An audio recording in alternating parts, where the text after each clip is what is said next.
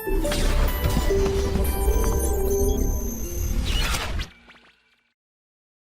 प्यारे विद्यार्थियों, मैं आपका विनाश किशोर एवियन सर प्रेजेंट करता हूं मैं नया चैप्टर सेंटर ऑफ मास, ठीक है, जिसको हिंदी में कहते हैं द्रव्यमान केंद्र।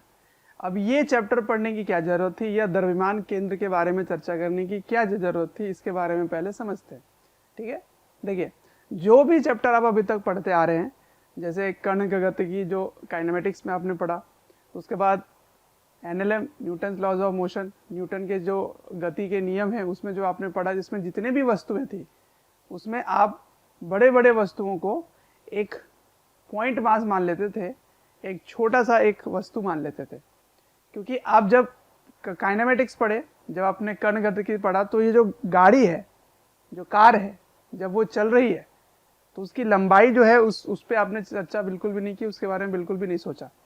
जैसे कार अगर 1.5 या 2 मीटर लंबी है तो उसके बारे में तो आप बात ही नहीं करते कि अगर 10 सेकेंड में वो कितना दूर गया, तो फिर आप s = ut + ½ जब लगाते हैं तो गाड़ी की जो लंबाई है उसके बारे में आप बिल्कुल चर्चा नहीं करते, उसको आप छोटा सा एक बिंदु मान लेते हैं। ठीक है, अच्छा, उसके बाद जब आप लॉज ऑफ मोशन पढ़े, न्यूटन के नियम के बारे में पढ़े, उसमें जब आप बल लगा रहे थे तो वो बड़ी सी वस्तु को आपने एक छोटा सा पॉइंट मास बना लिया था। ठीक है, तो वहां तक तो ठीक था, लेकिन अब जब आप पढ़ेंगे तो वो इसलिए वो सही था क्योंकि जो दूरी वो तय कर रहा है वो अपने जो आकार है उसके कंपेरेबल, उसके सापेक्ष बहुत बड़ी होती है ना। जैसे अगर 500 मीटर की दूरी कवर हुई है गाड़ी द्वारा, तो उसकी जो लंबाई है वो लगभग 1.5-2 मीटर होगी, है ना। तो 1.5 मीटर 2 मीटर जो है वो 500 के सामने बहुत छोटा है, इसलिए आप उसको बिल्कुल छोटा सा पॉइंट मान लेते हैं। लेकिन अब आने वाले जो भी बातें हम करने वाले हैं उसमें एक खींचा हुआ बॉडी होगा, कंटिन्यूअस होगा, है ना, एंड डिस्क्रीट मास या फिर कंटिन्यूअस मास सिस्टम, इसके बारे में बात होगी। उसमें क्या होगा, कई सारे द्रव्यमान उसमें भरे होंगे, तो उसकी जो गति है वो कैसी होगी, उसमें क्या दिक्कत हो रही है, उसके बारे में हम लोग समझेंगे। ठीक है, तो पहले तो मैं आपको एक एक्सपेरिमेंट करके दिखाता हूं जो आपको फील आ जाएगा। देखिए यहाँ पे मैंने एक डॉट बना रखा है, डॉट वो ये दर्शाता है कि वहाँ पे जो पॉइंट मास है, जो वहाँ पर द्रव्यमान है, उसको वो आपको दर्शा रहा है, तो आपको बस वही देखना है। और इसकी मैं गति करके दिखाता हूँ। मान लीजिए ये एक गोला है, ठीक है, और इसको मैं अब किसी रोड के ऊपर चला रहा हूँ। तो जब ये चल रहा है ना, तो केवल वो जो डॉट लगा हुआ है उसको देखो, वो किस प्रकार चल रहा है। मैं थोड़ा और आगे ले चलता हूँ ऐसे, फिर और आगे चला ऐसे, ठीक है, फिर ये वापस वहीं आ गया। तो इसके जो पॉइंट मास है, जो ये बिंदु वाला जो द्रव्यमान है, उसकी गति किस प्रकार हो रही है, बस वही देखना है आपको। अब मान लीजिए यहाँ पर है एक, इस जगह पर एक है, इस जगह पे एक द्रव्यमान है, उसके मोशन को देखना है जब ये चल रहा होगा। तो देखो देखो कैसा चला। ठीक है, अब मैं इसी चीज को बोर्ड में लिख के दिखाता हूं आपको।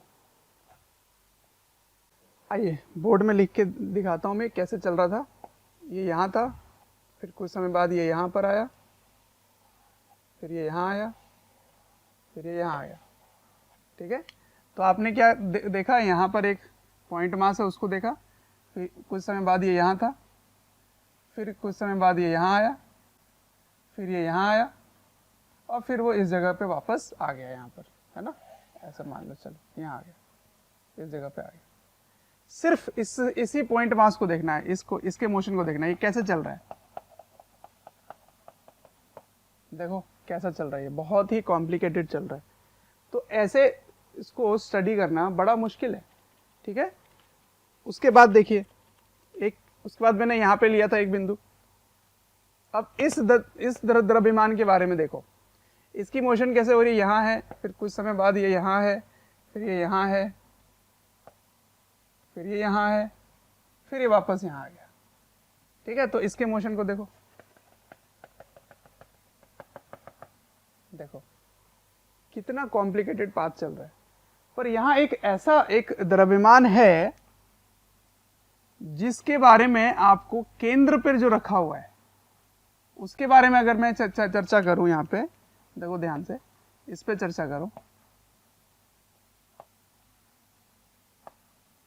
तो ये बिल्कुल एक सरल रेखा, सिंपल एक स्ट्रेट लाइन में जा रहा है, देख रहे हो। तो इसीलिए हम इसी मास के बारे में स्टडी करते हैं, क्योंकि इस बिंदु को अगर आप देखें तो ये बिंदु बहुत ही सिंपल मोशन में जा रहा है, जो स्ट्रेट लाइन में जा रहा है, ऐसे सरल रेखा में जा रहा है, ठीक है। तो इसीलिए आप इस द्रव्यमान के बारे में चर्चा करेंगे।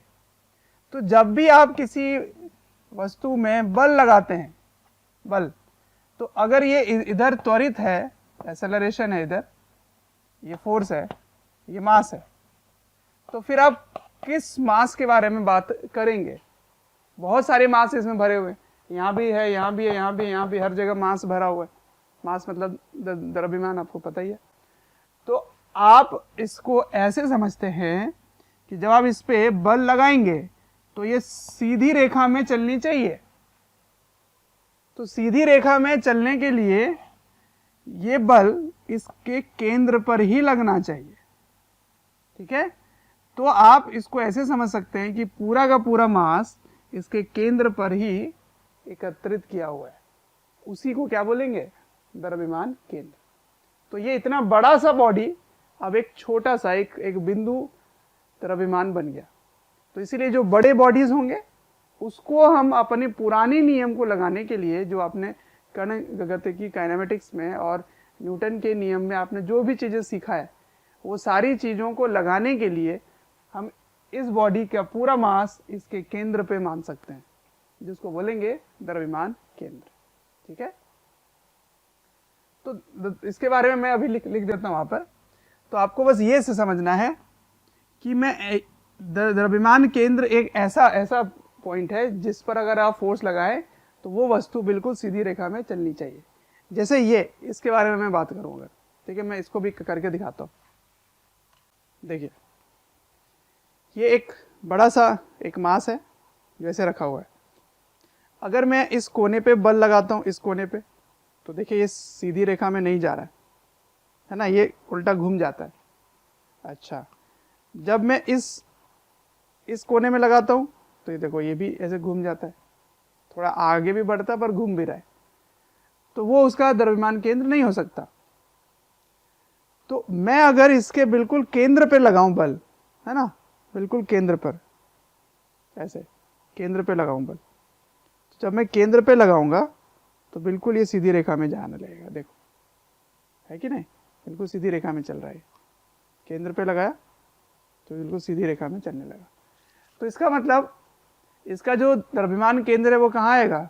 इसके बिल्कुल केंद्र पे, इसके सेंटर पे आएगा, है ना। तो ऐसे में जब भी आप फोर्स लगाएंगे तो उसके सेंटर ऑफ मास पे लगाएंगे, तभी वो सीधी रेखा में जाएगा। तो इसका मतलब जो भी फोर्स है वो mass into acceleration of centre of मास होना चाहिए। सेंटर ऑफ मास के बारे में बात करेंगे तो पूरा का पूरा द्रव्यमान उसके केंद्र पर एकत्रित कर सकते हैं आप, तभी आगे के बारे में पढ़ेंगे, ठीक है। तो ये आपका इंट्रोडक्शन था कि क्यों ऐसा कर रहे हैं, क्या है ये द्रव्यमान केंद्र। तो जो भी बातें मैंने बोली है वो यहाँ में लिख देता हूँ, ठीक है। तब तक आप इसको कॉपी कर सकते हैं, मैं अभी यहाँ पे लिख देता हूँ। तो आइए देखिए क्या लिखा मैंने।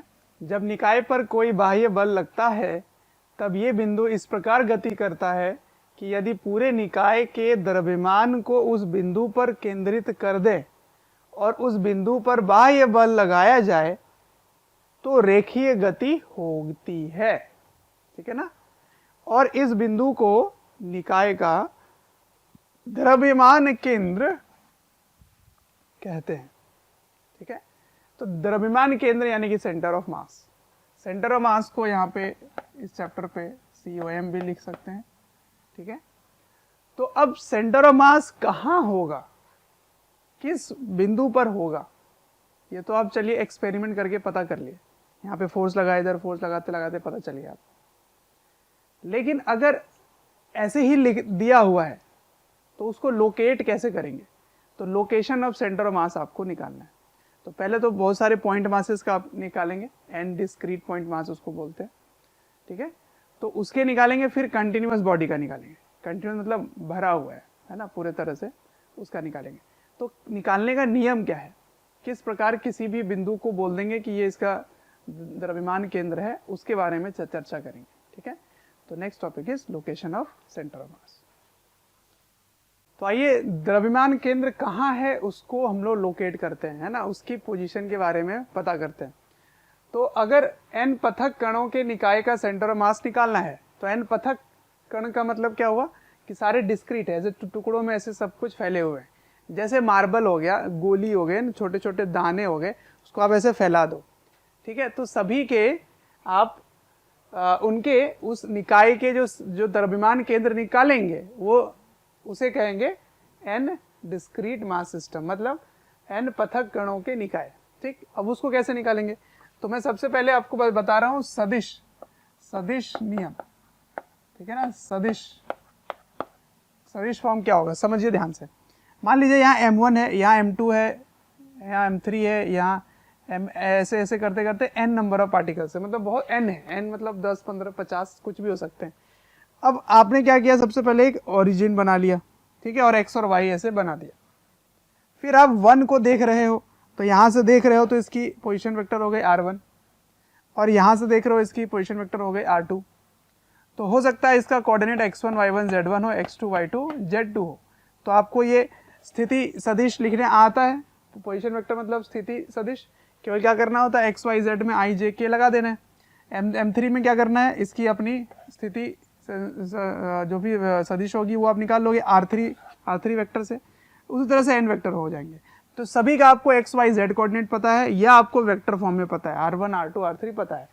तो नियम ये कहता है कि आपको जब निकालना है तो आप क्या करोगे, सभी द्रव्यमान को उसके अपने स्थिति सदिश से गुणा कर दोगे।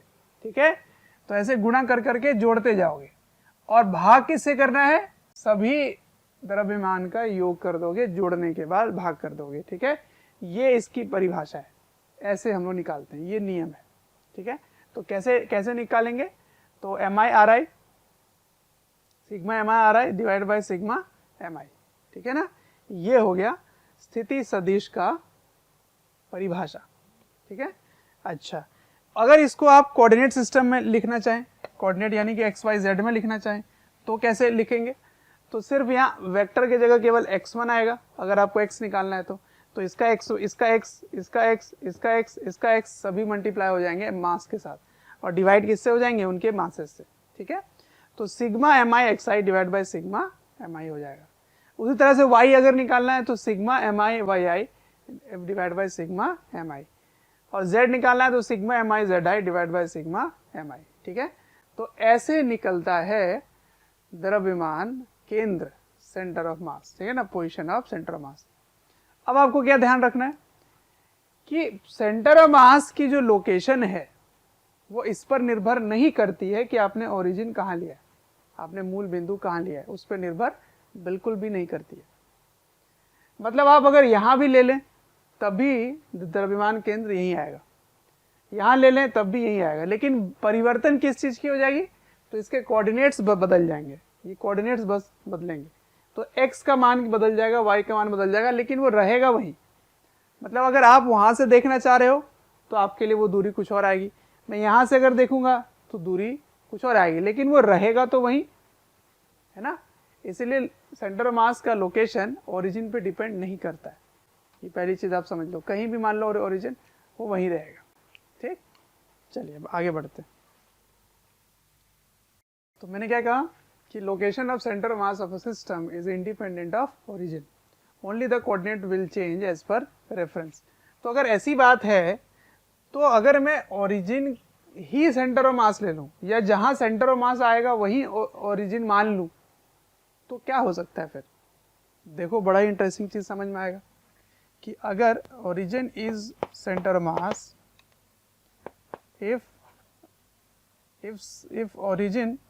center of mass is chosen as origin, then क्योंकि आपने जहां सेंटर ऑफ मास लाई करेगा उसी को ओरिजिन बना दिया है, तो x सेंटर ऑफ मास क्या हो जाएगा 0, y सेंटर ऑफ मास क्या हो जाएगा 0, z सेंटर ऑफ मास क्या हो जाएगा 0। इसका मतलब सिग्मा mi xi क्या हो जाएगा 0, सिग्मा mi yi क्या हो जाएगा 0, ठीक है, और सिग्मा mi zi क्या हो जाएगा 0। तो ऐसे ये कंक्लूजन निकल के आ गया, ठीक है। अगर इसको आप वेक्टर फॉर्म में लिखते तो क्या लिखते, sigma mi ri is equal to 0, ठीक। तो ये बड़ा ही इंपॉर्टेंट रिजल्ट है, इसको ध्यान रखना कि अगर आप r को कहाँ से ले रहे हो, r को ले रहे हो सेंटर ऑफ मास से, क्योंकि आपका ओरिजिन ही क्या बन गया सेंटर ऑफ मास, तो सिग्मा mi ri क्या होगा 0। This you have to learn. मैं इसको थोड़ा इलेबोरेट करके दिखाता हूँ, 2 पार्टिकल सिस्टम में इसको फिक्स करके दिखाता हूँ, ठीक है। देखिए ध्यान से, अगर 2 मास सिस्टम है,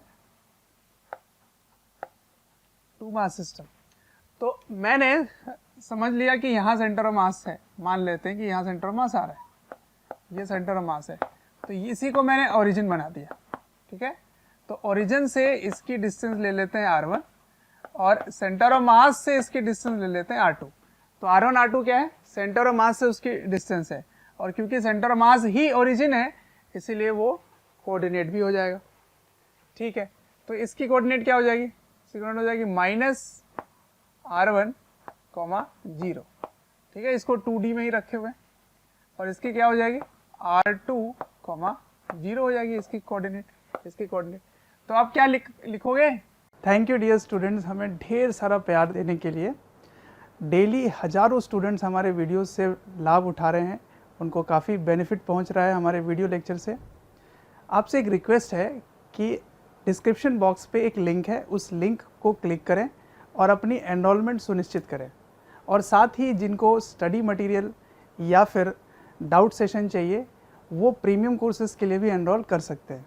आप लिखोगे sigma mi ri equals to 0, तो आप लिखोगे m1 minus r1 plus m2 r2 equals to 0।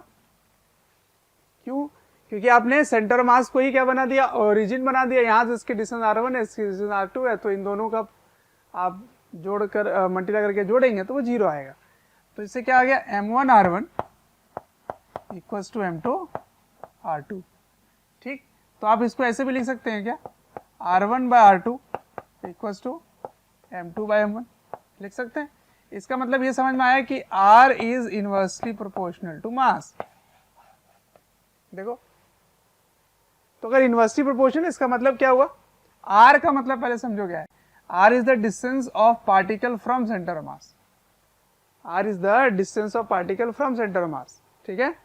तो अगर मास ज्यादा तो r छोटा, अगर मास ज्यादा तो r छोटा, इसका मतलब ये डिस्टेंस छोटी हो जाएगी।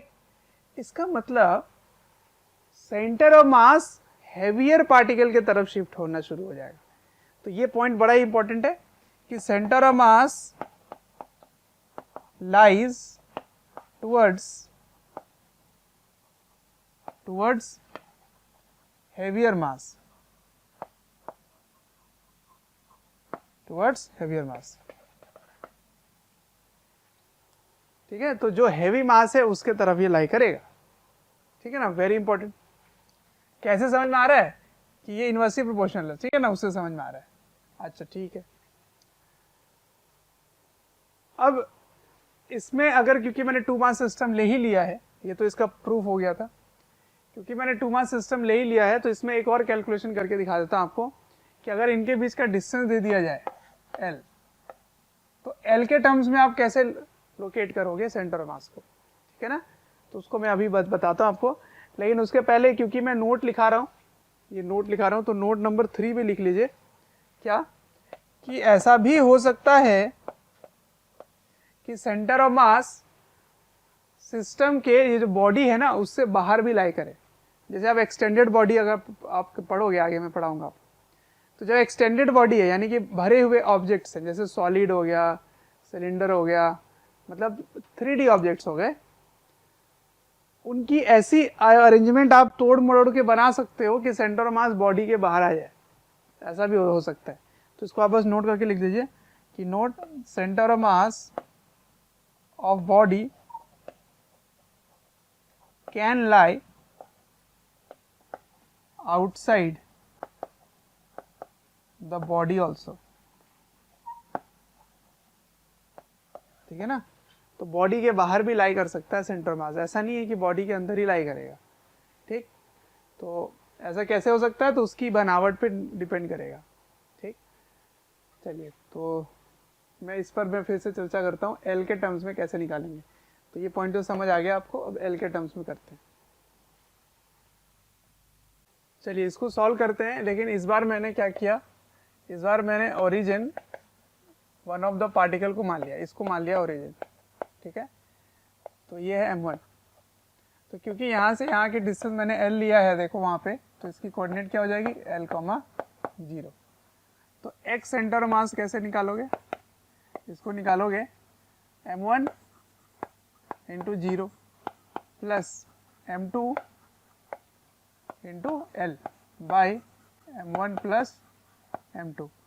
तो x सेंटर मास क्या हो गया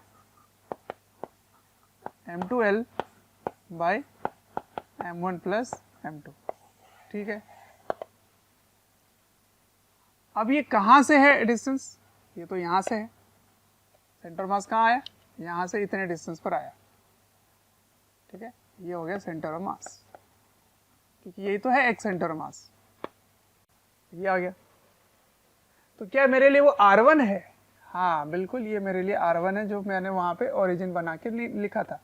तो r1 मैंने लिख लिया। r1 क्या है, r1 is the distance of m1 from centre of mass, and what is r2, r2 is the distance of m2 from centre of मास, ठीक है। तो r2 कैसे लिखोगे, ये r1 हो गया। तो r2 के लिए आपको क्या करना है, l माइनस r1 करना है। तो l minus m2l by m1 plus m2, LCM ले लीजिए। तो m2l माइनस m2l कैंसिल हो गए, तो m1l bye m1 plus m2 is r2। अब देखो ये जो रिजल्ट है वो बड़ा ही इंटरेस्टिंग है। r1 किस पे डिपेंड कर रहा है, m2 पर, और r2 किस पे डिपेंड कर रहा है, m1 पे। तो हो गया ना इनवर्स रिलेशन, ठीक है। या फिर इसको कैसे याद रखोगे कि कभी भी आपसे पूछा जाए कि position of first particle from centre of मास, तो आप क्या करोगे, दूसरे पार्टिकल के मास को देखोगे, ठीक है, upon m1 plus m2 into l क्या है, इनके बीच का डिस्टेंस। r2 को कैसे लिखोगे, r2 के लिए आप m1 देखोगे, तो m1 l bye m1 plus m2। तो देखो ध्यान से, ये वाले टर्म तो दोनों में सेम ही है, इसका मतलब r1 की वैल्यू m2 पे डिपेंड कर रही है। मतलब अगर m2 बड़ा है तो r1 भी बड़ा हो जाएगा, अगर m2 बड़ा है तो r1 बड़ा हो जाएगा, मतलब ये इसके तरफ चला जाएगा। तो यही बात तो मैं कह रहा था कि position of centre mass is towards the heavier mass, तो देखो सेंटर मास इसके तरफ चला गया। अगर m1 बड़ा है तो r2 बड़ा हो जाएगा, तो m1 बड़ा है तो r2 बड़ा हो जाएगा, इसका मतलब ये वाली डिस्टेंस इधर चली जाएगी, तो सेंटर मास यहाँ आ जाएगा, ठीक है। तो इससे क्या क्या समझ में आया हमें, पहले चीज की ओरिजिन पे डिपेंड नहीं करता है। अगर आप यहाँ पे ओरिजिन मान लिए थे तो आपका ये आया था, देखो। अब इक्वेशन 2 आप क्या लिख सकते थे, r1 plus r2 equals to l। तो यहाँ से आप अगर वैल्यू रखोगे r1 की, तो क्या आएगा, r1 की वैल्यू रखोगे तो ये आ जाएगा m2 by m1 into r2 plus r2 equals to l, LCM ले लो। तो m1 r2 और यहाँ पे m2 हो गया, plus m1 r2 by m1 equals to l, यहाँ से r2 कॉमन ले लो, तो r2 कॉमन लेने पर क्या आया, m1 प्लस m2, और m1 डिनोमिनेटर में है इक्वल्स टू l, इसको भेज दो उधर। तो भेजने के बाद क्या आया, देखो r2 equals to m1 by m1 plus m2 into l, तो देखो सभी से एक ही रिजल्ट आ रहा है, इससे भी वही R2 आया, इससे भी यही R2 आया। ये कब आया? जब मैंने ओरिजिन कहाँ मान लिया था? M1 पे। ये कब आया? जब मैंने सेंटर मास को ही ओरिजिन मान लिया था। तो दोनों से रिजल्ट सेम आ रहा है। R1 क्या है और R2 क्या है वो सेम आ रहा है, यानी कि distance of first particle from centre of mass, distance of second particle from centre of मास वो चेंज नहीं करेगा, लेकिन position of coordinates of centre mass change कर जाएगा। यहाँ पे कोऑर्डिनेट ऑफ सेंटर मास क्या आया था? ये यहाँ कोऑर्डिनेट ऑफ सेंटर मास क्या है? 0 0 0। तो कोऑर्डिनेट्स ही चेंज होते हैं, डिस्टेंस चेंज नहीं होते। ठीक है, तो ये पॉइंट हो गया। अब आगे बढ़ते हैं और भी कुछ इंपॉर्टेंट पॉइंट करते हैं, कुछ कैलकुलेशंस करते हैं जो मैंने अभी आपको सिखाया उस पर। तो मैंने जो ओरिजिन वाली बात बताई थी आपको, उसमें मान लो ऐसे 3 ऐसे सिस्टम बने हुए हैं। ये है M1 है ना, इधर है ऐसे M2, इधर है यहाँ पे M2, इधर है M3, ऐसा कुछ है। ठीक है, इधर कहीं M4 है। तो अगर आप सेंटर ऑफ मास को ही ओरिजिन बना लिए, यहाँ मान लीजिए सेंटर ऑफ मास है और यही आपका ओरिजिन हो गया, तो यहाँ से डिस्टेंस इसका R1 है, यहाँ से डिस्टेंस इसका R4 है, यहाँ से डिस्टेंस इसका R3 है, यहाँ से डिस्टेंस इसका R2 है। तो वो क्या कह रहा है रूल कि sigma MI RI equals to 0। ठीक है, तो आप इसका कोऑर्डिनेट भी अगर लिख लें डिस्टेंस में भी, तब भी वो 0 आएगा। तो क्या लिखेंगे? M1 R1 plus M2 R2 plus M3 R3 plus M4 R4 equals to 0। ठीक है, यही ये रूल बताना चाहता है। तो मतलब sigma MI RI equals to 0 आता है। कब? Where Ri is distance of particle from center of mass, from center of mass। अगर आप सेंटर ऑफ मास से डिस्टेंस सभी पार्टिकल का लेते हैं तो सभी को आप सिग्मा MI RI करेंगे तो वो क्या आ जाएगा? 0 आ जाएगा। ठीक है, चलिए अब कुछ क्वेश्चंस करते हैं इसमें, है ना, जो भी मैंने थ्योरी बताया उस पर कुछ क्वेश्चंस कर लेते हैं। तो कैलकुलेशन ऑफ सेंटर ऑफ मास पर क्वेश्चन है। आपको सेंटर ऑफ मास कैलकुलेट करना है।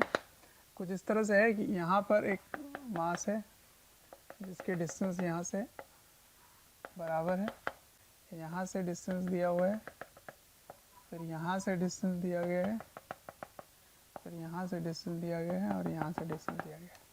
ठीक है, तो सभी जो हैं उनका डिस्टेंस a है।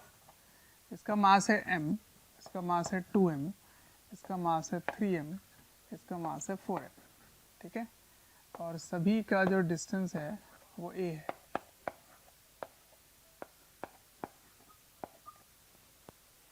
ठीक है, तो आपको क्या करना है? लोकेट सेंटर ऑफ मास, ये बताना है आपको। ठीक है, तो सेंटर ऑफ मास लोकेट करने के लिए क्वेश्चन में गिवन होगा कि कहाँ से लेना है, या ऑप्शन में गिवन होगा कि कहाँ से सेंटर ऑफ मास बताना है ना। ऑप्शन में कुछ ना कुछ जरूर गिवन होता है। तो चलो मैं क्या कर रहा हूँ, इसको बना देता हूँ ओरिजिन, है ना, ऐसे। ये बन गया y और ये बन गया x। ठीक है, तो ये क्या हो गया फिर 0 0, इसका कोऑर्डिनेट क्या हो गया 0 0, इसका कोऑर्डिनेट क्या हुआ a 0, इसका कोऑर्डिनेट क्या हुआ? देखो यहाँ से a, यहाँ से a a, यहाँ से क्या हुआ 0 a। ठीक है, ये हो गया। अब सुन,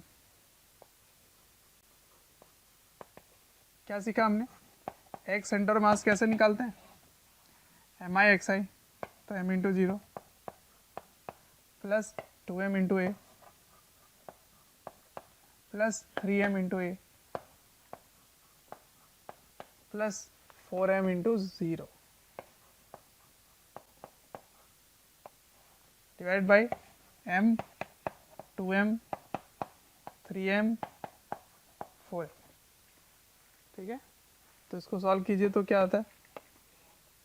ये 0 हो गया, ये भी 0 हो गया, ये 3 और 2 5 हो गया, तो 5 MA, और नीचे कितना हो गया 10, 4 3 7 2 9 1 10, 10 MA। तो कैंसिल हो गए, तो तो क्या आ रहा है आंसर 0.5 ए। मतलब एक्स कोऑर्डिनेट कहाँ लाई कर रहा है सेंटर मास का, यहां से 0.5 ए, ठीक है। लेकिन अभी तक वाई नहीं आया है, इसका तो एग्जैक्ट नहीं बता पाओगे, तो चलो वाई भी निकाल लेते हैं। तो Y centre of mass is, ये तो 0 हो गया, ये भी 0 हो गया, ये हो गया 3ma, और ये क्या है 4ma by m, 2m, 3m, 4m, ठीक है। तो ये 0 है, ये 0 है, ये 4 3 7 हो गया, तो 7ma बाई 10m, ये कैंसिल हो गए, तो 0.7 ए, ये हो गया वाई सेंटर ऑफ मास, ये हो गया एक्स सेंटर ऑफ मास, ठीक। तो एक्चुअली में लोकेट कहाँ हो रहा है, ये लोकेट हो रहा है यहाँ से आधा, और यहाँ से फिर इसके आधा के ऊपर यहाँ पे कहीं, तो यहाँ सेंटर ऑफ मास आ रहा है, ठीक है। क्या कोऑर्डिनेट है इसकी कोऑर्डिनेट है 0.5 ए, 0.7, यहाँ सेंटर ऑफ मास लाई करेगा, ठीक है। अब इस एग्जाम्पल से मैं आपको कुछ और भी समझाना चाहता हूँ थ्योरेटिकली। थ्योरी ये है कि मैं देख पा रहा हूँ कि एक्स सेंटर ऑफ मास कहाँ आ रहा है 0.5। तो इस टाइप के क्वेश्चन को करने के लिए मैं एक थ्योरी डेवलप करूंगा कि अगर सिस्टम में सिमेट्री आ रहा है कि नहीं। प्यारे बच्चों, जब मैं कमेंट सेक्शन में जाता हूँ तो कुछ ऐसे लाइन हैं, कुछ ऐसे कमेंट्स हैं जो काफ़ी कॉमन है, और वो ये हैं कि सर एक इस चैप्टर का इस टॉपिक के बारे में वीडियो बना दें, या इस टॉपिक को थोड़ा सा इलेबोरेट करके समझा दें। तो प्यारे बच्चों, मैं आपसे रिक्वेस्ट करना चाहता हूँ कि सबसे पहले तो हमारे चैनल को सब्सक्राइब करें और बेल आइकन को हिट करें। इससे क्या होगा कि कोई भी नोटिफिकेशन आप मिस नहीं करेंगे। मैं ये इसलिए कह रहा हूँ क्योंकि जिस टॉपिक के बारे में आप पूछ रहे होते हैं या आप रिक्वेस्ट कर रहे होते हैं, वो हमारे चैनल्स में ऑलरेडी वीडियोस हैं। आप अगर चैनल विजिट करेंगे तो प्लेलिस्ट भी बने हुए हैं, और प्लेलिस्ट से आप अपने जो डिमांड है, जो आपके पर्टिकुलर टॉपिक्स हैं, उनको आप विजिट करके पढ़ सकते हैं। ऐसा इसमें मैं सिमेट्री ढूंढता हूँ। तो यहाँ मास कितना है m, यहाँ कितना है 2m, यहाँ कितना है 3m, और यहाँ कितना है 4m। तो क्योंकि ये स्क्वायर है तो यहाँ मेरा एक सिमेट्री दिख रहा है, और यहाँ पर भी एक सिमेट्री दिख रहा है, ठीक है। अब ये जो सिमेट्रिकल लाइन है, इस लाइन के बाएं और दाएं टोटल मास को जोड़ो। तो इस लाइन के इधर आओगे तो 4 + 1 5 आ रहा है, इसके इधर आओगे तो 3 + 2 5 आ रहा है। तो इसका मतलब ये वाला लाइन जो है वो सिमेट्रिकली दोनों साइड मास बराबर बांटा हुआ है। इसका मतलब मेरा सेंटर ऑफ मास तो इसी लाइन पर लाई करेगा, इस लाइन पे सेंटर मास लाई करेगा पक्का, क्योंकि इसके लेफ्ट और राइट साइड में मास फेज बराबर है। तो ये वाली लाइन है, कौन सी लाइन है, ये देखो टोटल a था, तो ये लाइन क्या होगा a/2। तो इसको क्या लिखोगे, x = 0.5a। ठीक है, ये वाली पॉइंट तो पता चल गई, देखो यहीं से डायरेक्ट आ गया। अब आता है इस पर, ये वाली लाइन, इसके ऊपर और इसके नीचे मासेस सेम है क्या, इधर है 3 और इधर है 7। तो मैंने क्या बताया अभी थोड़ी देर पहले कि सेंटर ऑफ मास हमेशा हेवियर मास के तरफ होता है। इसका मतलब इस लाइन में तो सेंटर ऑफ मास नहीं आ सकता, तो वो किधर आएगा, ऊपर में, क्योंकि वो हैवी मास ऊपर है तो उधर शिफ्ट हो जाएगा। तो सेंटर मास कहाँ आ गया, इधर आ गया कहीं पर। तो x तो चलो फिक्स है, पर y 0.5 से ज़्यादा होगा।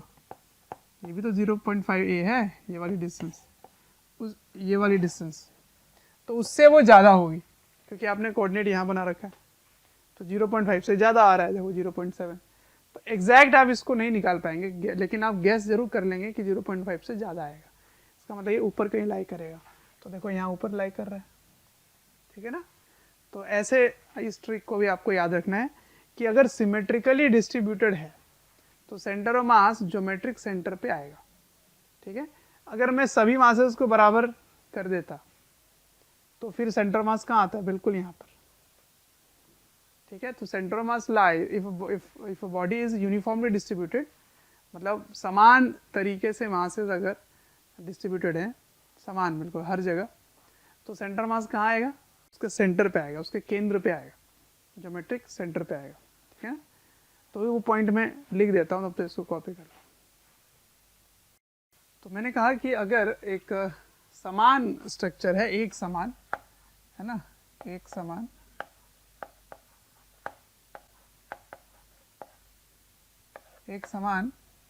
कोई भी स्ट्रक्चर है जिसमें बराबर बराबर द्रव्यमान है, बराबर द्रव्यमान है, ठीक है ना, सभी में, तो इसका द्रव्यमान केंद्र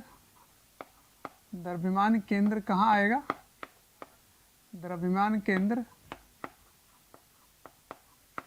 कहाँ लाई करेगा, उसके ज्योमेट्रिक सेंटर पे, है ना। जैसे अगर मैंने त्रिभुज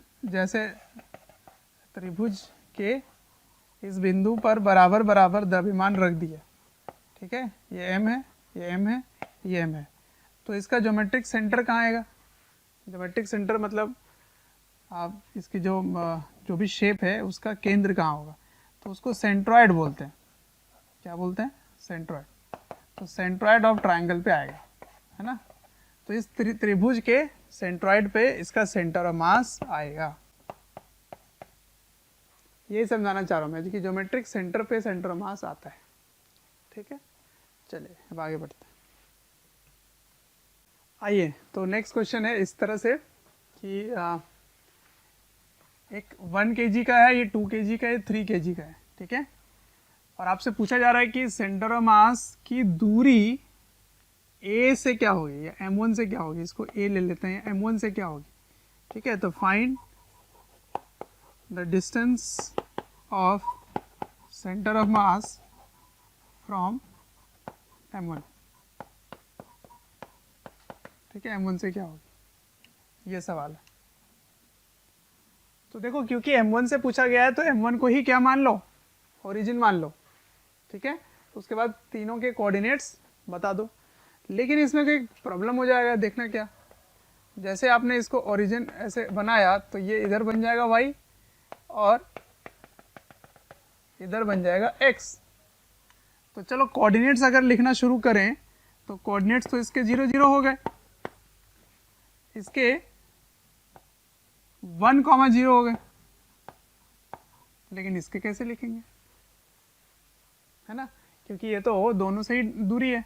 तो ये एंगल 60 डिग्री है, ये बात तो पता चल गया, क्योंकि ये कैसा है, इक्विलैटरल ट्रायंगल है ना, सभी साइड्स है वो बराबर बराबर हैं, तो यहाँ पे 60 डिग्री का एंगल बनेगा, 60 डिग्री का कोण बनेगा, ठीक है, 60 डिग्री एंगल बन गया, ठीक है। तो एक बात तो मुझे पता है कि अगर ये 60 डिग्री है तो मैं यहाँ से अगर एक परपेंडिकुलर गिराता हूँ तो ये इसको बराबर बराबर बांट देता है, ठीक है, ये बराबर बराबर बांट देता है। तो यहाँ से यहाँ तक की दूरी क्या हो गई, 0.5, क्या हो गई, 0.5। तो अगर ये 0.5 है तो इसका x कोऑर्डिनेट क्या होगा, x कोऑर्डिनेट हो गया 0.5 और y कोऑर्डिनेट क्या होगा, अब ये निकालना है, ठीक है। तो ध्यान से देखना कि ये है 1 मीटर, ये है 60, तो ये क्या होगा, एंगल के सामने वाला साइन थीटा होता है, तो 1 sin 60 दैट इज √3/2, तो √3/2 हो गया। तो मिल गए तीनों कोऑर्डिनेट्स। अब शुरू हो जाओ। तो कैसे करोगे, x centre of mass equals to m1 into x1, x1 0 है, m2 इंटू x2, x2 1 है, m3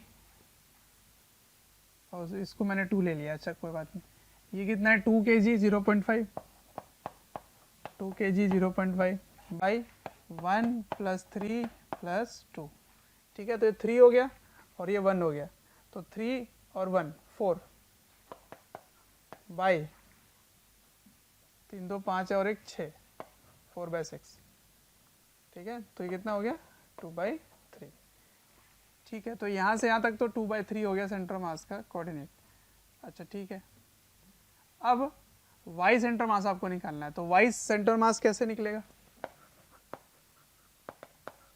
ये तो 0 ही है, तो ये 0 है, ये भी 0 है, ये है √3/2, तो 2 इंटू √3/2, 2 2 गया, और ये कितना है 1 3 1 4 2 6 हो गया। तो क्या आ गया यहाँ पे √3/6। तो सेंटर ऑफ मास कहाँ पर है, x, y, 2, 3, √3/6, ये हो गया सेंटर मास का कोऑर्डिनेट। तो 2/3 मतलब ये कितना हुआ 0.6 के आसपास, इसका मतलब थोड़ा सा आगे है ये, और √3/6 थोड़ा सा ऊपर ऐसे है कहीं। तो यहाँ मान लेता हूँ कि ये सेंटर मास है, पर इसकी डिस्टेंस आपको यहाँ से बतानी है। डिस्टेंस आपने तो कोऑर्डिनेट निकाला, तो डिस्टेंस कैसे निकालोगे, डिस्टेंस ये होगा। तो इसका मतलब ये क्या है, ये y सेंटर ऑफ मास है और ये x सेंटर ऑफ मास है। तो ज़रा ध्यान से देखो मैं क्या बोल रहा हूँ, ये x सेंटर मास है, ये y सेंटर मास है। तो y centre mass, x centre mass, आपको डिस्टेंस कहाँ से निकालना है, m1 से। इसका मतलब आपको निकालना क्या है, हाइपोटेन्यूज निकालना है। इसका मतलब इसकी मैग्नीट्यूड की तरह एक तरह से आपको साइन वैल्यू निकालनी है, ठीक है। तो r सेंटर मास कैसे लिखेंगे, नहीं, मैग्नीट्यूड √2/3 का स्क्वायर प्लस √3/6 का स्क्वायर का रूट। ये आप ऐसे समझ लीजिए कि आप इसका क्या निकाल रहे हैं, हाइपोटेन्यूज निकाल रहे हैं, है ना। तो √x² प्लस y², आया समझ। तो सॉल्व करो तो डिस्टेंस फ्रॉम m1 निकल आएगा, ठीक है। तो कितना आया 4/9 प्लस 3/36, एलसीएम क्या हो गया 36, तो 4 4, तो 16 प्लस 3 19, तो √19/36 का हो गया 6, ये हो गया, ठीक है। यूनिट क्या दिया हुआ है, तो मीटर में दिया है, तो मेरा भी मीटर में आएगा कि ये मीटर में, तो इतना मीटर, ठीक है। ऐसे करते हैं सवाल। तो आपको देखना होता है कि क्या दिया हुआ, इसमें देखो एंगल दिया हुआ था, तो आपको कोऑर्डिनेट्स निकालना पड़ा, है ना, क्योंकि कोऑर्डिनेट सीधा सीधा दिख नहीं रहा है। और क्योंकि मासेस बराबर नहीं है, 1 3 2 ये सब अलग अलग मासेस हैं, तो क्योंकि मासेस डिफरेंट है इसलिए उसके सेंट्रॉइड पे भी लाई नहीं करेगा, ठीक है। चलिए अब 3D में इसको लेके चलते हैं। चलो तो नेक्स्ट क्वेश्चन देखो क्या है, ये एक क्यूब है जिसकी साइड ए है ना, और सभी क्यूब के कोने में मास रखे हुए हैं, इधर mm है, इधर 2m 2m 2m 2m, ठीक है। अच्छा ठीक है, तो आपको इसका सेंटर ऑफ मास लोकेट करना है, ठीक है। तो locate centre of mass, centre of मास कहाँ है ये बताना है आपको। तो ये 3 डायमेंशनल फिगर हो गया। तो क्या करना होता है, सबसे पहले आपको कोऑर्डिनेट सिस्टम डिफाइन करना होता है। तो मैं मान लेता हूँ इधर x, इधर मान लेता हूँ y, और इधर मान लेता हूँ ऐसे z, ठीक है। तो आपको सभी मास के कोऑर्डिनेट बनाने पड़ेंगे, सही है क्या। तो कोऑर्डिनेट बना लो, देखो तो ये क्या हो गया 0 0 0 0, ठीक है। ये क्या हो गया, ये हो गया a, 0 0, ये क्या होगा, ये होगा a, a, 0, ये क्या हो गया 0, a, 0, ठीक है। ये कैसे निकालोगे, ये z में है, तो 0, 0, a, ये कैसे निकालोगे, तो ये निकालेंगे यहाँ से और यहाँ से, इसकी बात है ना। तो xz प्लेन में है, तो ये हो गया a, 0, a। कैसे लिख रहा हूँ मैं, ये सब समझ में आ रहा है आपको।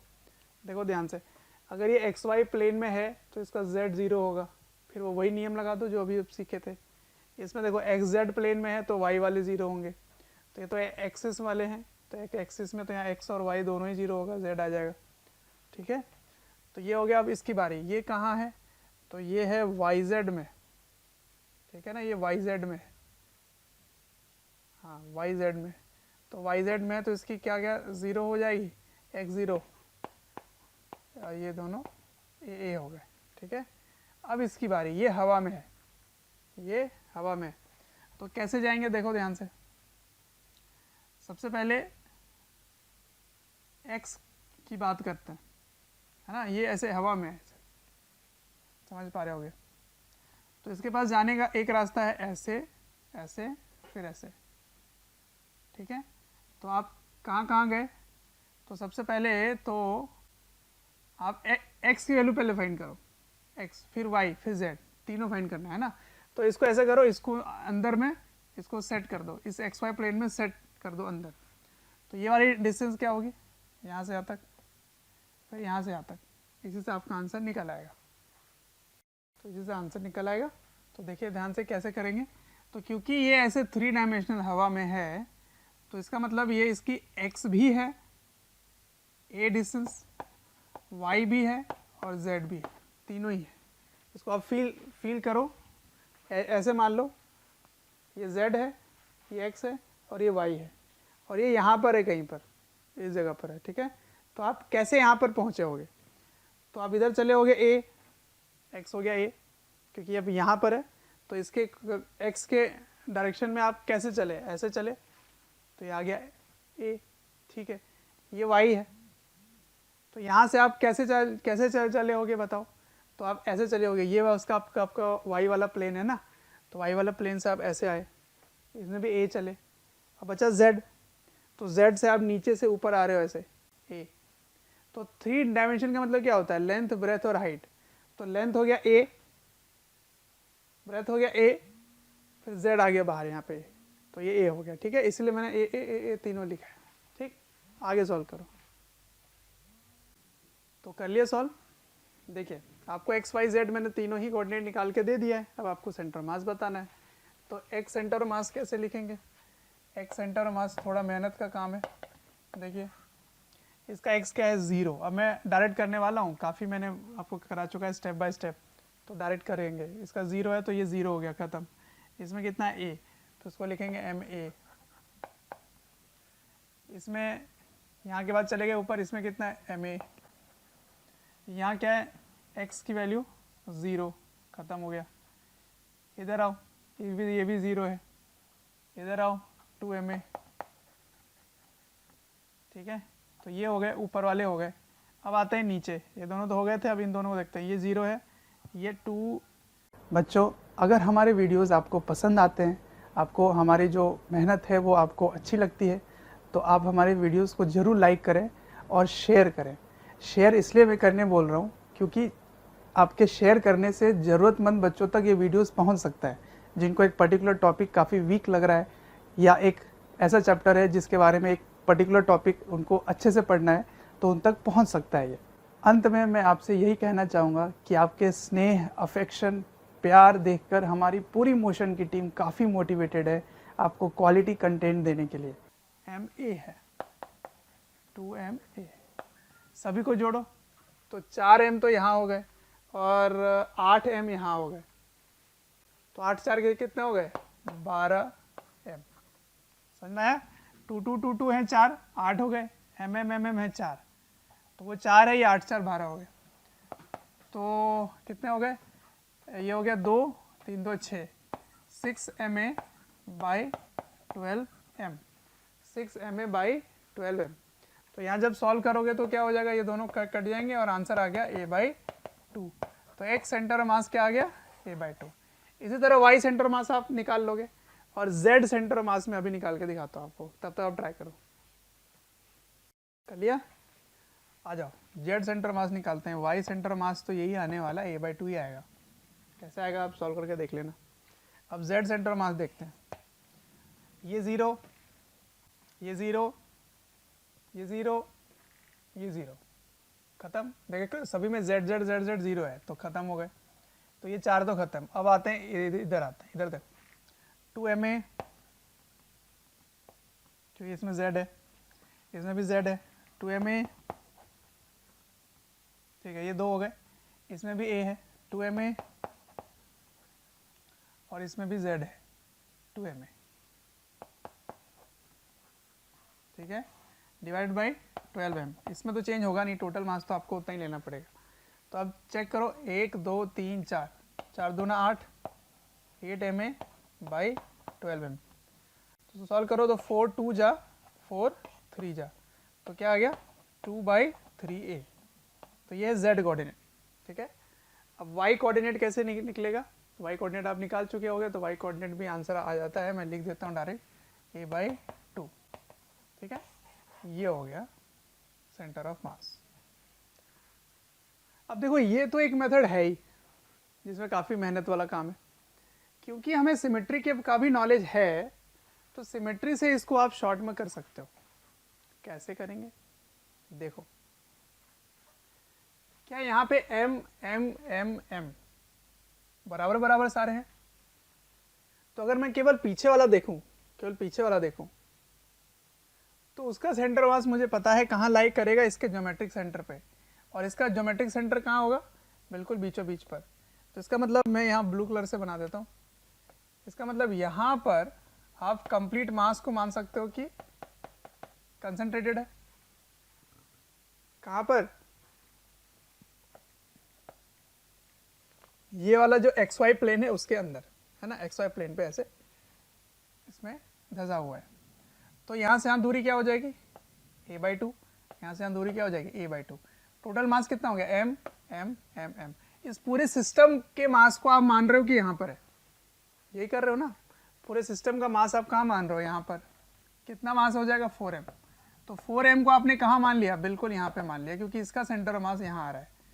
और इसकी कोऑर्डिनेट क्या हो गई, कोऑर्डिनेट हो गई यहाँ से यहाँ और यहाँ से यहाँ की जो दूरी है वो कंप्लीट डिस्टेंस आ गया यहाँ पे, ठीक है। तो a/2 कॉमा a/2, ठीक है।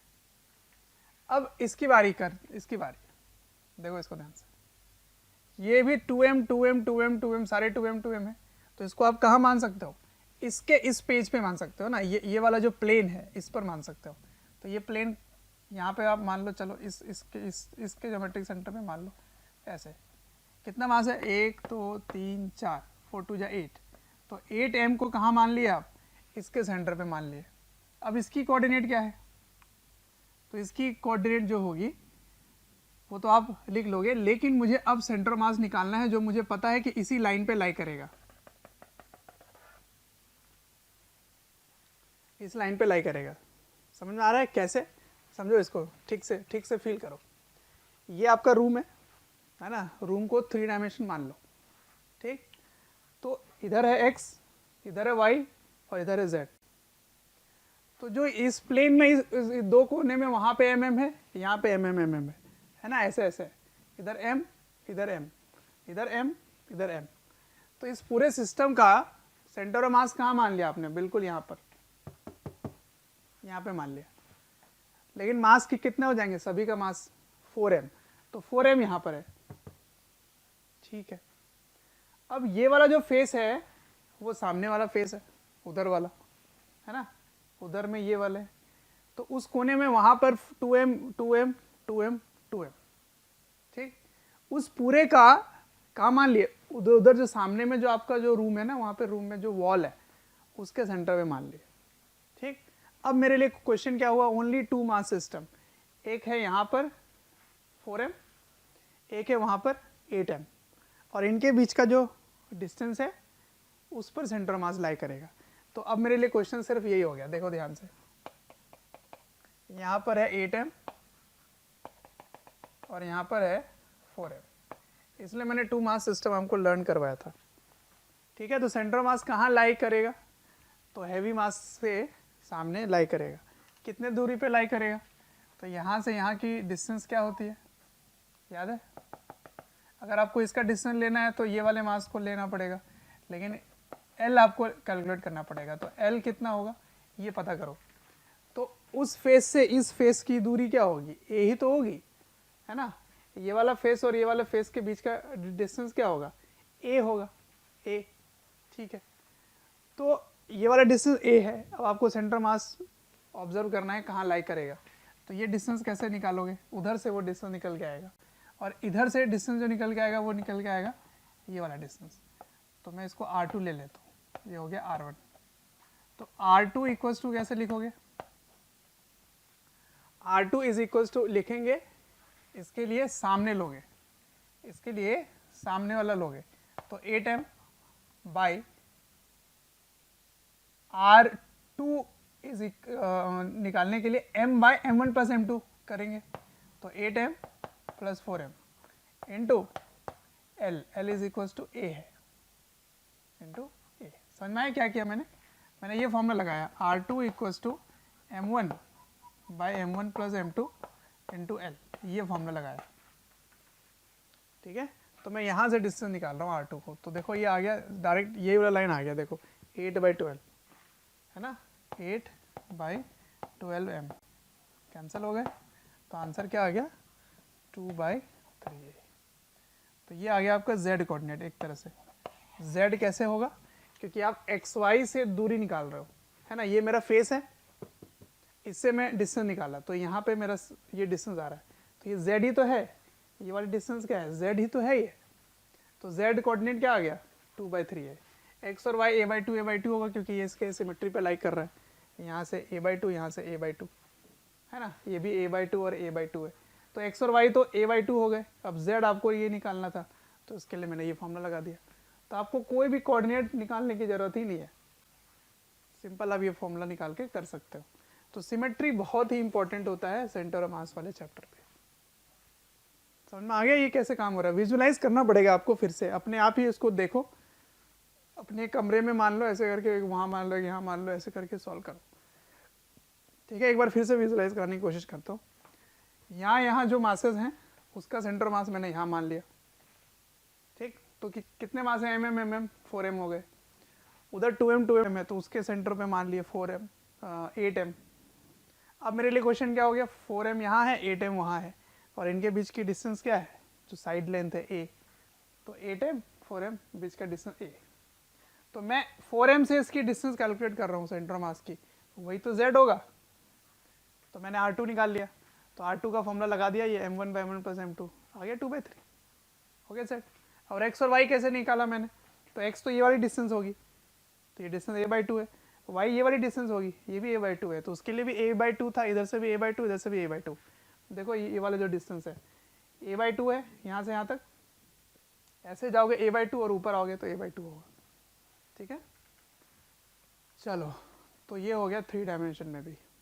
ठीक, चलिए फिर अब नेक्स्ट आगे बढ़ते हैं। तो अभी तक जो भी मैंने सेंटर ऑफ मास कैलकुलेट करवाया आपको, उसमें डिस्क्रीट मास सिस्टम था, है ना, छोटे छोटे मासेस थे। अब अगर कंटिन्यूअस मास सिस्टम हो, मतलब पूरे तरह से भरा हुआ हो, तो उसको कैसे निकालेंगे। देखिए, तो सेंटर ऑफ मास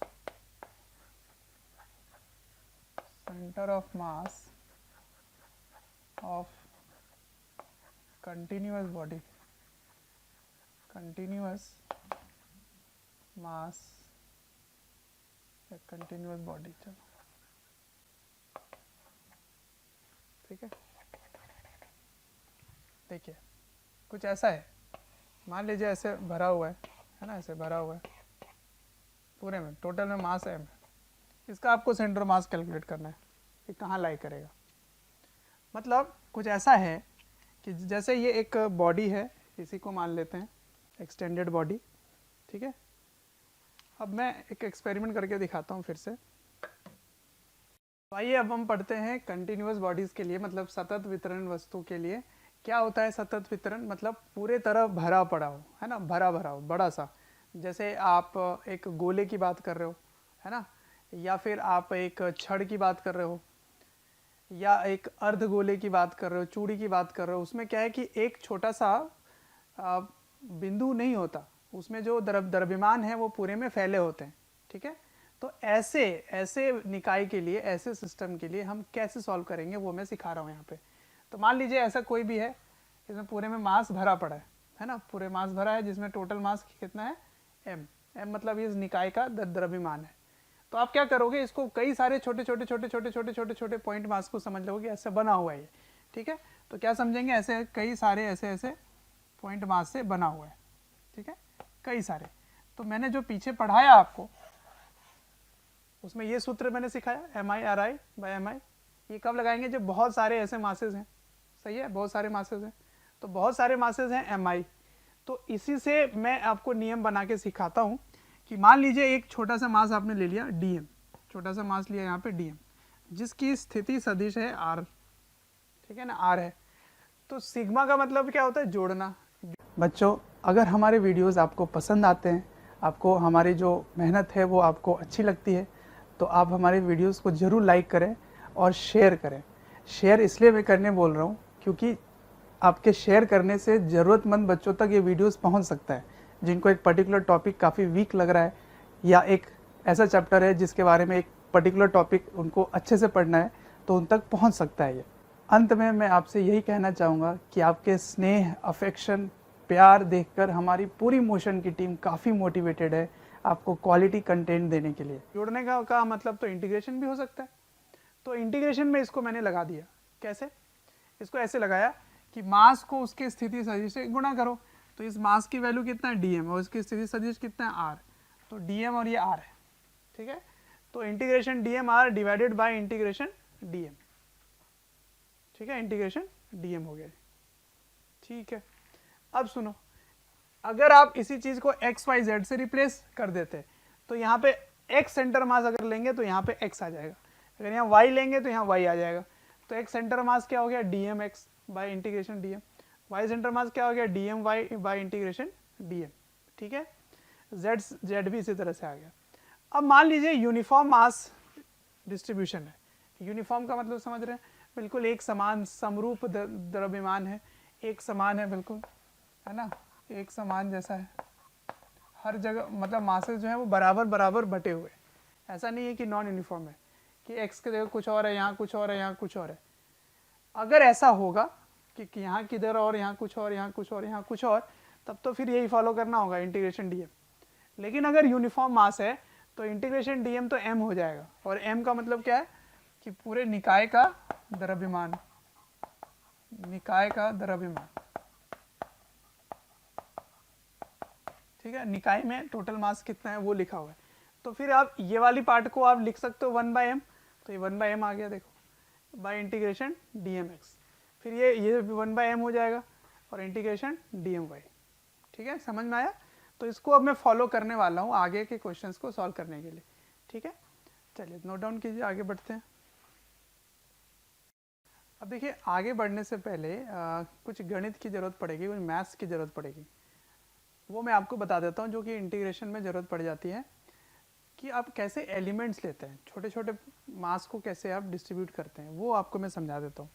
तो देखिए, हम 3 सिस्टम को फॉलो करेंगे। एक होगा linear mass density, linear mass density,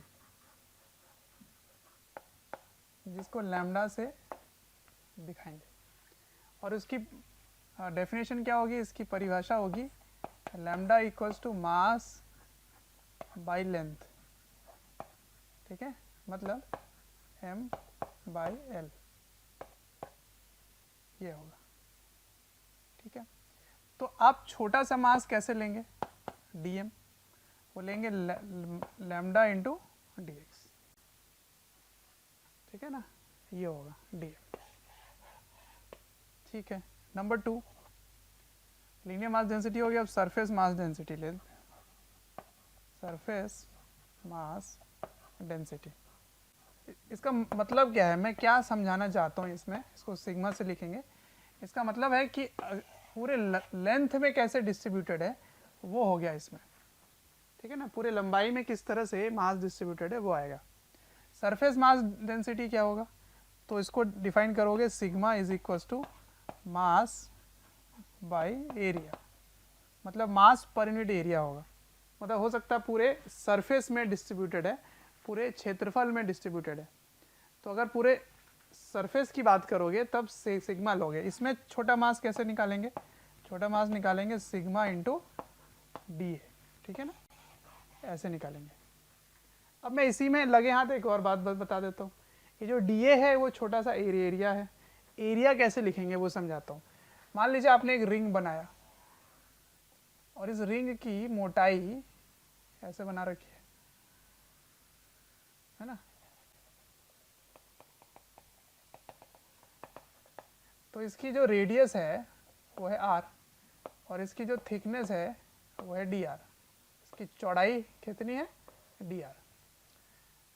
तो इसका एरिया क्या होगा, डी ए क्या होगा, डी ए चाहिए ना आपको, छोटा सा एरिया। तो एरिया ऑफ शेडेड पोर्शन में ही तो मास है, इसी में तो मास छुपा हुआ है, इसी में मास है। तो इसको आप कैसे निकालोगे, इतना शेडेड पोर्शन का एरिया कैसे निकालोगे। तो आपने छोटे क्लासेस में पढ़ा एरिया ऑफ शेडेड पोर्शन, इतना जितने में ये जो चित्र बना हुआ है जितना में आपने शेडिंग कर रखा है उसका आपका एरिया निकालने का क्या नियम है। तो आप करते हैं डी ए को बड़े वाले एरिया में से छोटा वाला एरिया को माइनस करके, ऐसे ही पढ़े हो। अब बड़ा वाला रेडियस क्या होगा, तो क्या बड़ा वाला रेडियस को आप ऐसे लिख सकते हैं आर प्लस डी आर, क्योंकि यहाँ तक तो आर है और इसकी चौड़ाई डी आर है। तो बाहर वाले का रेडियस क्या हो गया, आर प्लस डी आर का whole square minus pi R square, ये हो गया पाई। अब इसमें आप ए प्लस बी का होल स्क्वायर खोल दो, A square plus B square plus 2ab minus ये वाला माइनस, ठीक है। तो ये दोनों, अच्छा पाई तो मैंने कॉमन ही ले लिया था ना, यहाँ से तो पाई हट जाएगा, तो ये दोनों कट गए प्लस माइनस के कारण। और क्योंकि ये बहुत ही छोटा है, डी आर मतलब बहुत ही छोटा, और बहुत छोटे का अगर आप स्क्वायर करते हो तो और छोटा हो जाता है, तो ये इतना छोटा हो गया कि इसको आप जीरो मान सकते हो। तो क्या बचा अंदर, 2r dr, इसमें पाई लगा दो तो ये बन गया 2 पाई आर डी आर। तो अब से ऐसा अगर मैं कभी भी एलिमेंट लूंगा, इसको एलिमेंट बोलते हैं, तो इसका एरिया क्या लिखोगे 2 पाई आर डी आर, ठीक है। तो डी ए की जगह क्या डाल दोगे 2 पाई आर डी आर। इसको करने का एक और तरीका है, वो तरीका आपको अच्छा भी लगेगा। देखो मैं क्या करता हूँ, इसको यहाँ से ऐसे कैंची से काट देता हूँ और काट करके ऐसे फैला देता हूँ। तो जब मैं फैलाऊंगा, मेथड 2 हो गया, जब मैं फैलाऊंगा तो ये कैसा दिखाई देगा, एक रेक्टेंगल की तरह दिखाई देगा, है ना। मैंने बहुत बड़ा बना के दिखा दिया है, ये बहुत ही पतला है, पर आप जब देखोगे तो इसको एक लंबे डंडे की तरह ही दिखाई देगा आपको, जिसकी चौड़ाई क्या है, चौड़ाई है डी आर।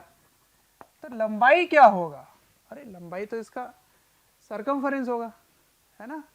तो 2 पाई आर हो गया ये, तो इसकी लंबाई 2 पाई आर, चौड़ाई डी आर। तो एरिया क्या होगा, एरिया होगा लेंथ इनटू ब्रेथ। अरे सर क्या बता दिया आपने, तुरंत ही हो गया। हाँ, तो आपको अब से ऐसे ही समझना है कि कभी भी इस तरह का एलिमेंट लो जिसमें शेडेड पोर्शन का ही केवल एरिया आएगा, तो उसको आपको निकालने के लिए 2 पाई आर डी आर करना है, ठीक है। अच्छा अब आते हैं नंबर 3 पर। नंबर 3 वो हो गया वॉल्यूम, वॉल्यूम मास डेंसिटी, है ना, वॉल्यूम पे डिवाइडेड होगा, तो उसको डिनोट करेंगे रो से। तो रो क्या होगा, वही जो आप पढ़ते आए हो, मास बाय वॉल्यूम। तो आपको लगता था केवल एक ही डेंसिटी होता है मास बाय वॉल्यूम, दो और होते हैं, mass by length, mass by area, ठीक है। तो इसमें आप छोटा सा मास कैसे लोगे, रो इंटू डी ऐसे लोगे, ठीक है। इसमें कैसे लोगे, सिग्मा इंटू डी ए, इसमें रो इंटू डी लोगे, ठीक है। अभी डी में भी मैं आपको थोड़ी बात बता देता हूँ। मान लीजिए स्फीयर है, स्फीयर, स्फीयर का अगर आपको एलिमेंट लेना है, एलिमेंटल एरिया, एलिमेंटल वॉल्यूम, तो आप लिखोगे एरिया इंटू थिकनेस। वॉल्यूम क्या लिखोगे, एरिया इंटू थिकनेस। जैसे अगर ये ऐसे गोला है ना, गोला, इस गोले में आप अगर ऐसे करके इसका क्षेत्रफल निकाल रहे हो, मतलब ऐसे करके निकाल रहे हो, चलो इसका एरिया निकाल रहे हो, एरिया मतलब क्षेत्रफल, तो ये आर है और ये डी आर है। तो ये क्या होगा कि 3 डायमेंशनल होगी, 3 डायमेंशनल होगी। समझो एक बॉल है, फुटबॉल, उसमें आप अंदर में पूरे में भरा ही भरा है, नहीं फुटबॉल में तो हवा हो गया, आप समझ लो कि वो एक तरबूज है जिसको पूरे तरह से गोलाकार मान सकते हो, तो अंदर में भी पूरे में भरा भरा है। तो जब आप उसको ऐसे करके काट कर निकालोगे, एक एलिमेंट ऐसा निकालोगे, तो वो रिंग के तरह नहीं आएगा, वो ऐसे टेढ़ा ऐसे होता हुआ आएगा। जब आप इसको कट करोगे तो पूरे में मास ही मास रहेगा, ठीक। तो उसका वॉल्यूम कैसे निकालोगे, तो एलिमेंटल वॉल्यूम मतलब डीवी कैसे लिखेंगे, तो उसको लिखेंगे एरिया इंटू थिकनेस लिखेंगे। वॉल्यूम होता है एरिया इंटू थिकनेस, तो एरिया क्या हो जाएगा 4 पाई आर स्क्वायर और थिकनेस क्या हो जाएगा डी आर। तो उसको इस तरह से वॉल्यूम लेंगे, ठीक है ना, 4 पाई आर स्क्वायर डी आर, ठीक है। तो ये सारी चीज़ें ज़रूरत पड़ेंगी, तब आप आगे की चीज़ें समझ पाओगे। इसमें मैं एलिमेंट लेने सिखाऊंगा आपको, जो छोटे छोटे डीएम मैं लिख रहा हूँ ना बार बार, पीछे भी फॉर्मूले में लिखा, तो डीएम लिखने का तरीका ऐसा होगा, एक ऐसा होगा, एक ऐसा होगा और एक ऐसा होगा। तो आपको ये देखना है कि मास किस तरह से है, क्या वो लेंथ वाइज है, क्या वो एरिया वाइज है, या वो वॉल्यूम वाइज है। तो मैं बताता हूँ, लेंथ वाइज मतलब रॉड की बात हो गई, छड़ की बात हो गई, तो वो लेंथ वाइज होगा, तो ये लगाओगे। जैसे डिस्क हो गया, पूरे सरफेस में एरिया डिस्ट्रीब्यूटेड है ना, शीट हो गया, पूरे सरफेस में एरिया डिस्ट्रीब्यूटेड है, तो फिर ये लगाओगे। जैसे वॉल्यूम में यहाँ पे स्फीयर हो गया, गोला हो गया, तो गोले में स्फीयर में पूरे में भरा भरा हुआ है, तो अगर वो भरा हुआ है तो एलिमेंटल वॉल्यूम कैसे लेंगे, रो डीवी लेंगे, रो डीवी। इसमें लेंगे सिग्मा डी ए, इसमें लेंगे लैम्डा डी एक्स। लैम्डा क्या होगा मास बाय लेंथ, सिग्मा होगा मास बाय एरिया, और इसमें होगा मास बाय वॉल्यूम, ठीक है। चलो, तो इतने सारे बेसिक कंसेप्ट के बाद अब शुरू करते हैं इंटीग्रेशन बेस यानी कि कंटिन्यूअस बॉडी का पहला एग्जाम्पल, ठीक है। शुरू करते हैं। कोई भी चैप्टर या वीडियोस आपको डिटेल में ईयर लॉन्ग वाले वीडियोस चाहिए और काफ़ी डिटेल में वीडियोस आपको चाहिए, तो आपको एक नंबर दे रहा हूँ, टोल फ्री नंबर है, आप इनको कॉल करें और डिटेल में आप बात कर सकते हैं और पूछ सकते हैं। नंबर है 1800 2121 799।